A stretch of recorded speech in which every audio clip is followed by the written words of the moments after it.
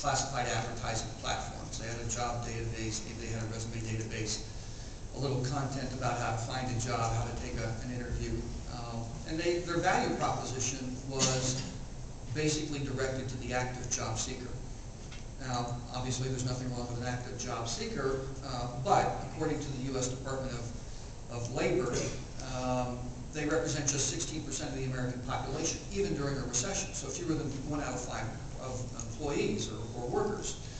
And increasingly, active job seekers are going to come to you, come to your corporate career site. They're motivated to do so. So really what you need a job board to do is to connect you with people who aren't looking for a job, the so-called passive job seeker.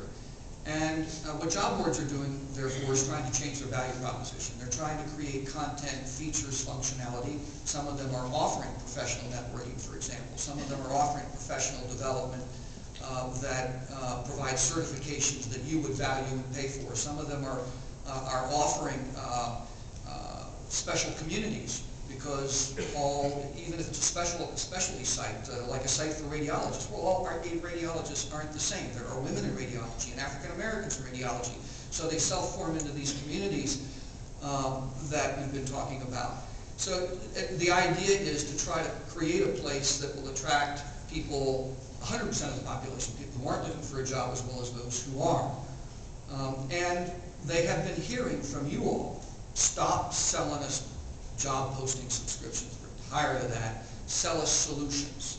So a growing number of them are saying, okay, in addition to classified advertising, increasingly what we want to do is mimic what is offered in the staffing and executive search industry, but at a much lower price point.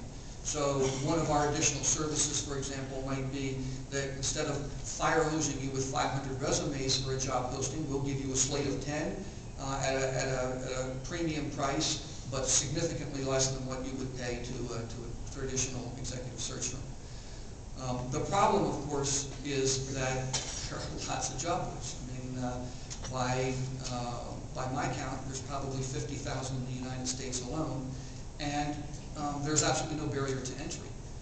So while we're sitting here, more job boards are going to launch, and a practical problem with regard to being a good consumer of job boards is simply knowing which you can count on, which will treat the talent that comes there with the respect they deserve, which will treat you with the kind of good business practices that you deserve, and be there day after tomorrow. And that's in part why we set up this association, so that you have a way of differentiating between a job board being operated out of somebody's back bedroom and a